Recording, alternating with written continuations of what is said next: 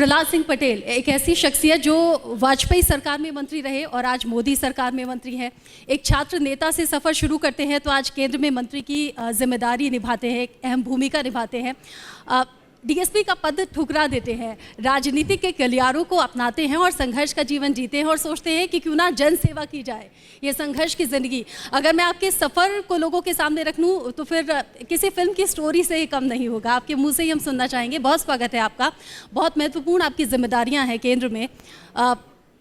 घर घर जल पहुंचाने की बात की जाती है। अभी हाल ही में केन बेतवा परियोजना की जो शुरुआत की गई है, बुंदेलखंड सालों से नहीं बल्कि दशकों से पानी की कमी से जूझा है, बंजर ज़मीन वहां देखी गई है। इस परियोजना के बाद घर घर जल पहुंचाने का सपना साकार होते हुए आप कब तक देखते हैं सर? बहुत धन्यवाद आपका कि आपने इस चर्चा के मंच पर हमको मौका दिया अपनी बात करने का। ये सच है कि जो तत्काल की उपलब्धि है वो केन बेतवा लिंक नदी परियोजना को, नदियों को जोड़ने का जो संकल्प था वो सीधे अटल जी का संकल्प था और लगातार इतने दशकों तक इस पर प्रयास होते रहे, लेकिन वास्तव में सफलता नहीं मिली। लेकिन मुझे गर्व है कि अभी पिछली ही कैबिनेट में केन बेतवा परियोजना को सहमति मिली है। लगभग 44,000 करोड़ की ये परियोजना है और मध्य प्रदेश और उत्तर प्रदेश के उस क्षेत्र में इसकी शुरुआत हुई है जहाँ पर पानी के लिए चर्चा बुंदेलखंड की सदैव होती रही है। चित्र कैसा है उसके विस्तार में मैं नहीं जाना चाहता, लेकिन मैं इस बात पर मैं गर्व करता हूँ और साथ में ये भी कहता हूँ कि नदियों के जोड़ने की जो परियोजना है वो दो नदियों को जोड़ने की परियोजना भर नहीं है, बल्कि एक ऐसा मुकाम है जो देश ने करवट ली है।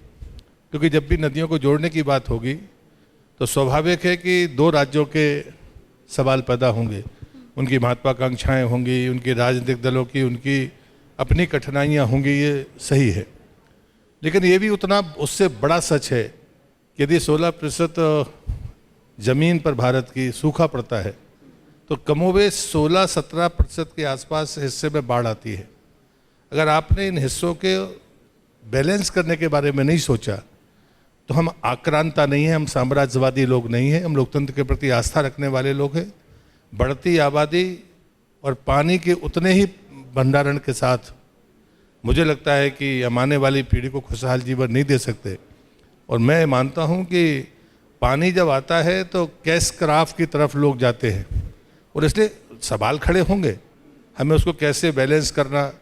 पंजाब और हरियाणा के मॉडल के बाद में हम ये देखें कि नदियों के जोड़ने की महत्वाकांक्षा जो है उसके साथ में किसान और आम आदमी को और आने वाली पीढ़ी को कैसे लाभ मिलेगा। इसमें सिर्फ पानी पीने का नहीं होगा, पीने का पानी लगभग 62 लाख लोगों को होगा और 10 लाख हेक्टेयर से ज़्यादा की सिंचाई होगी और 130 मेगावाट बिजली पैदा होगी, जिसमें लगभग 103 मेगावाट जल परियोजना से होगी और लगभग 27 मेगावाट सौर ऊर्जा से होगी।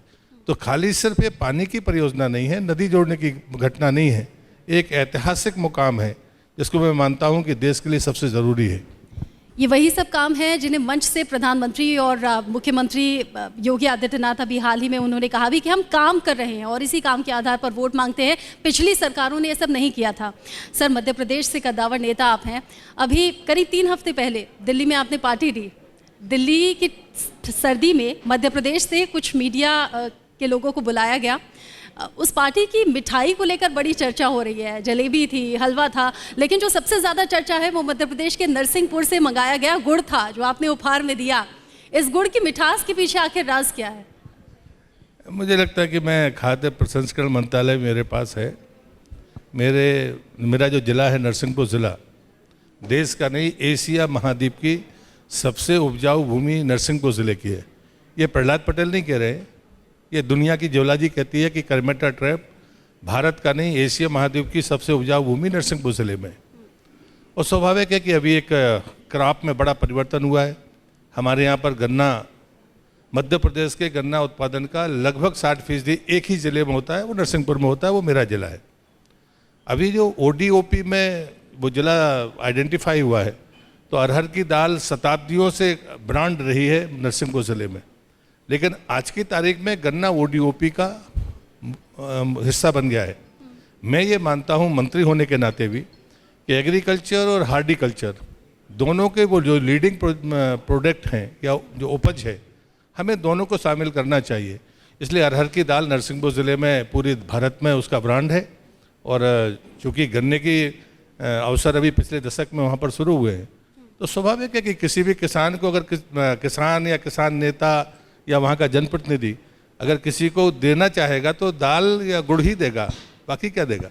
अच्छा, आपने किसानों की बात की है तो मैं किसानों पर सवाल ज़रूर करूंगी, लेकिन चूंकि मीठे की बात हम कर रहे हैं, दिग्विजय सिंह, ये आपके लिए तारीफ वाली बात है। ऑपोजिशन का कोई नेता अगर कहता है कि शिवराज सिंह चौहान से नाराज़गी हो, और अगर इनके बाद अगर मैं किन्हीं दो नामों पर चर्चा करूं कि मुख्यमंत्री पद के उम्मीदवार लगते हैं, तो उसमें सबसे पहला नाम आपका लगता है। कहीं उसे खुशी में गुड़ तो नहीं बांटा था? मुझे लगता है कि मेरे राजनीतिक सफ़र में विरोधी तो बहुत लोग होते हैं, वैचारिक विरोधी, लेकिन एक समय लोकतंत्र में कोई शत्रु नहीं होता, ऐसा लोग कहते हैं। लेकिन मैं सार्वजनिक रूप से कहता था कि दिग्विजय सिंह जी मेरे विरोधी नहीं है, मेरे शत्रु हैं। अगर वो क्या मेरे पक्ष में कुछ कह कर गए हैं, मुझे उसमें कोई उत्साह भी नहीं है और उसमें कोई उनके खिलाफ मुझे बोलने के लिए शब्द भी नहीं है। पर मैं एक बात मानता हूं कि वो मध्य प्रदेश के एक वरिष्ठ नेता हैं, उनकी राय पर मेरे को टिप्पणी नहीं करनी चाहिए। लेकिन राजनीतिक सफ़र में हम दोनों एक दूसरे के बड़े घोर विरोधी रहे। अगर उनके बारे में कुछ सकारात्मक कहा होगा तो मैं धन्यवाद ही दे सकता हूँ। किसानों का जिक्र हुआ, करीब 380 दिन दिल्ली के अलग अलग बॉर्डर्स पर किसान बैठे रहे, कह रहे हैं कि आंदोलन खत्म नहीं हुआ है, स्थगित हुआ है। मध्य प्रदेश के किसान किसके साथ हैं सर? मुझे लगता है कि आज के दिन इस विषय पर हमें कुछ कहना नहीं चाहिए। एक बड़े मन के साथ जो किसान नेता थे और सरकार के बीच में जो रास्ता तय हुआ, वो रास्ता मैं मानता हूँ कि भारत की खुशहाली के लिए है, और किसान की खुशहाली के बगैर भारत की खुशहाली नहीं हो सकती है। ठीक है, मैं आज के अंदर मंत्री हूँ, लेकिन मैं अपने मुंह से कहूँ कि मैं किसान नेता हूँ, ये मुझे कहने की ज़रूरत नहीं है। जैसे आपने अभी टिप्पणी की है, मध्य प्रदेश में किसान आंदोलन चलाने वाले जितने भी लोग होंगे, मैं समझता हूँ कि वो भी इस बात को समझते हैं कि मेरी राय हमेशा बेबाक राय रही है। लेकिन आज की परिस्थिति में जो परिस्थितियाँ किसान नेताओं और सरकार के बीच बनी है, मैं उस पर खुश हूँ, गौरवान्वित हूँ, और मैं मानता हूँ ये देश हित में। नहीं, मैं जानती हूँ आपकी बेबाकी किस तरीके की है। 2005 में पार्टी छोड़ी भी, फिर 2009 में वापसी हुई भी, अपने इसी बेबाक अंदाज के लिए आप जाने जाते हैं। लेकिन किसानों के साथ जो हुआ उसको लेकर आप क्या कहेंगे? देखिए, जब आंदोलन होता है तो आंदोलन के बीच में इतनी घटनाएं घटती हैं कि आप उनका हर दिन मूल्यांकन नहीं कर सकते हैं। और मैं मानता हूं कि ये सारी बातें जब कोई हम निर्णय पर पहुंचते हैं तो हम उन सारे कष्टों को, उपलब्धियों को सब साथ लेकर नेता चलता है। तो आंदोलन हमने किए हैं और जीवन भर मैं तो आंदोलन ही करता रहा हूँ। इसलिए मैं मानता हूँ कि नेता की यही सामर्थ्य है कि वो कितनी अनुकूल और विपरीत परिस्थितियों का सामना करने के बाद भी अल्टीमेट तो फैसला लेता ही है। और इसलिए मैं फिर आपसे ये प्रार्थना करूंगा कि पोस्टमार्टम उन्हीं को करना चाहिए, या तो मीडिया के लोग हों या किसान नेता या बाकी लोग जो नब्ज को समझने वाले लोग हैं, उन्हीं को बोलना चाहिए। बाकी बोलना मैं मानता हूं कि विघ्न पैदा करना है। चूंकि प्रहलाद सिंह पटेल अपने काम के जरिए अपनी लकीर खींचने में बिलीव करते हैं, तो अगले 2.5 साल को किस तरीके से आप देखते हैं? अभी तक जो काम किया वो तो लोगों के सामने है, 2024 का जिक्र मैं कर रही हूँ। अभी क्या कुछ है लक्ष्य में, क्या कुछ करना बाकी है? मुझे लगता है अगर मैं जल शक्ति मंत्रालय की दृष्टि से कहता हूँ तो पहले, जैसे मैंने पहले कहा कि नदियों को जोड़ना, और अगर ये हम जिसकी एक ऐतिहासिक शुरुआत हुई है, जिस पर हम गर्व करते हैं, अपने प्रधानमंत्री जी का हृदय से अभिनंदन करते हैं, लेकिन ये सतत जारी रहे। मैपिंग हो गई है, अंतर्राज्यीय इन मामलों में सहमति बननी चाहिए, और सहमति बनाने के लिए भारत सरकार हमेशा संकल्पित है और कटिबद्ध है। दूसरा जो बड़ा आंदोलन है, जो बड़ी, जिससे मैं उपलब्धि नहीं मानता, ज़रूरत मानता हूँ, वो पीने का पानी और शुद्ध पीने का पानी। और इसलिए पाइपलाइन के द्वारा हर घर तक पानी पहुँचे, जल जीवन मिशन के माध्यम से, ये एक बड़ी महत्वाकांक्षी योजना ये भी है कि देश की आज़ादी के 75 वर्ष हो गए हैं, अमृत महोत्सव चल रहा है। देश के 75 वर्ष में क्या हम लोगों को हर घर तक शुद्ध पानी पहुंचा पाएंगे? और उसका बाकायदा रोड मैप है। 2021 में जो राज्य थे, बिहार को छोड़कर सभी ने अपनी सफलताएं अर्जित कर ली हैं, और पहले ही कर ली है। उसमें तेलंगाना है, गोवा है, हरियाणा है, 3 यूटी हैं, अंडमान निकोबार है, पांडिचेरी है, दमन दीव है। लेकिन एक बात इसमें स्पष्ट होनी चाहिए कि भारत सरकार ने ये घोषणा नहीं की है। भारत सरकार हमेशा थर्ड पार्टी असेसमेंट के बाद ही अपनी घोषणा करेगी कि ये 100% पहुँचा या नहीं पहुँचा। दूसरी बात है, जब गुणवत्ता की बात आती है तो हमारा मानना बड़ा साफ है कि राज्य सरकारों को हर डिस्ट्रिक्ट में अपनी लैब बनानी चाहिए और 5 माताएं बहनें हर ग्राम पंचायत में खुद अपने पानी का टेस्ट करें, रैंडम, एक सोर्स पर, एक सबसे बाहर पर जाकर वो खुद तय करें कि ये पानी पीने लायक है या नहीं। अगर उनको शंका होती है तो वो डिस्ट्रिक्ट की लैब में जाकर उसका कंफर्मेशन कराएं। रोड मैप बड़ा साफ है।